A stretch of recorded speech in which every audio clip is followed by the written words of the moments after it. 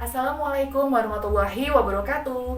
Hai, selamat pagi anak-anak. Semoga semuanya dalam keadaan sehat ya. Dan kalian udah siap semangat belajar pada pagi hari ini.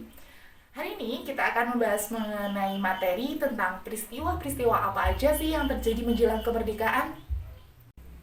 Jadi anak-anak sekalian, ada rentetan peristiwa yang terjadi sebelum akhirnya pada tanggal 17 Agustus 1945, Insinyur Soekarno memproklamasikan kemerdekaan. Yang pertama adalah pengeboman yang dilakukan oleh pasukan Amerika Serikat terhadap Jepang. Tanggal 6 Agustus 1945 terjadi pengeboman di Nagasaki. Kemudian tanggal 9 Agustus 1945 terjadi pengeboman di kota Hiroshima. Akibat dari dua bom ini, ratusan ribu bahkan warga dari Jepang meninggal dunia. Kemudian, warga Jepang yang masih hidup masih harus menanggung penyakit akibat terkena paparan radiasi. Kemudian pada saat itu, ibu hamil yang terkena paparan radiasi pun harus melahirkan bayi yang cacat secara fisik akibat dahsyatnya dari bom tersebut. Pada tanggal 10 Agustus 1945, Sultan Syahrir mendengar bahwa Jepang sudah dibom atom dan dengan keadaan yang porak-poranda. Kemudian tanggal 11 Agustus 1945, golongan Indonesia yakni Bung Karno, Muhammad Hatta dan juga Rajiman Widyodiningrat dipanggil oleh Marsekal Terauchi ke Vietnam.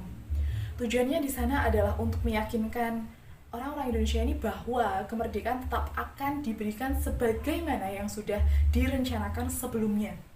Sekembalinya tiga golongan Indonesia ini, maka pada tanggal 14 Agustus 1945 Jepang ini ternyata sudah menyerah kepada sekutu. Kemudian secara resmi mengumumkan kepada dunia pada tanggal 15 Agustus 1945 bahwa memang Jepang ini sudah menyerah. Begitu anak-anak. Lah ini menjadi kabar segar nih bagi bangsa Indonesia. Kok bisa gitu? Karena itu artinya ada kekosongan kekuasaan di Indonesia. Dan ini bisa menjadi kesempatan untuk kita bisa memproklamasikan kemerdekaan kita sendiri tanpa harus menunggu hadiah atau apapun yang dijanjikan oleh Jepang sebelumnya. Tetapi ternyata pada saat itu malah muncul konflik internal di antara golongan muda dan golongan tua. Golongan tua ini cenderung lebih berhati-hati, kita harus melaksanakan proklamasi sebagaimana yang direncanakan sebelumnya saja. Tetapi untuk golongan muda, mereka menginginkan kita harus segera memproklamasikan kemerdekaan. Yang akhirnya terjadilah peristiwa yang sampai saat ini kita kenal dengan peristiwa Rengas Dengklok.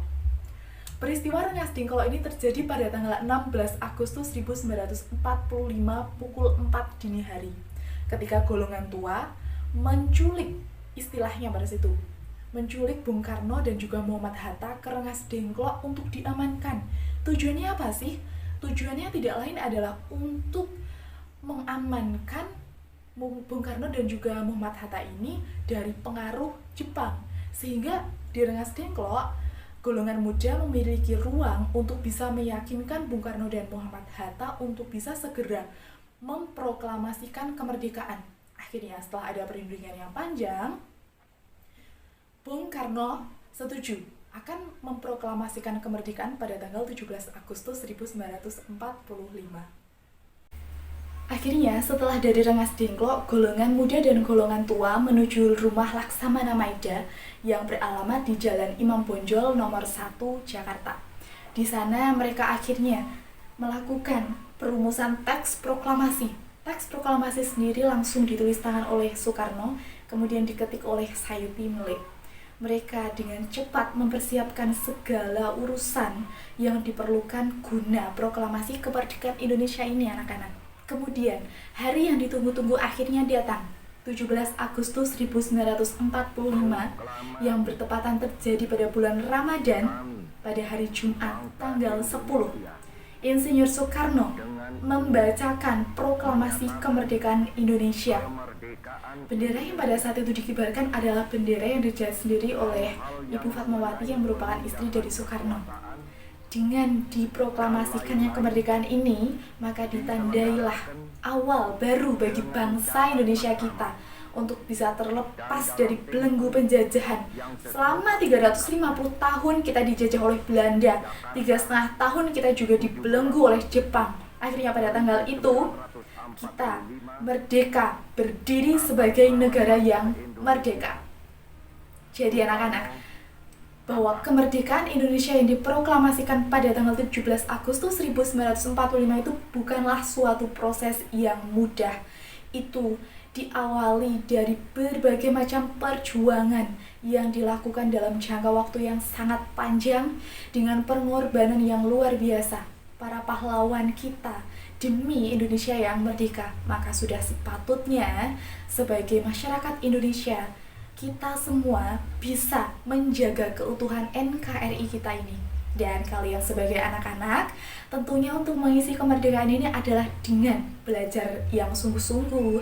Kemudian di sekolah kalian melakukan semua kegiatan-kegiatan yang positif untuk menunjang bakat kalian sehingga bisa menjadi manusia yang bermanfaat agar Indonesia bisa menjadi lebih maju gitu.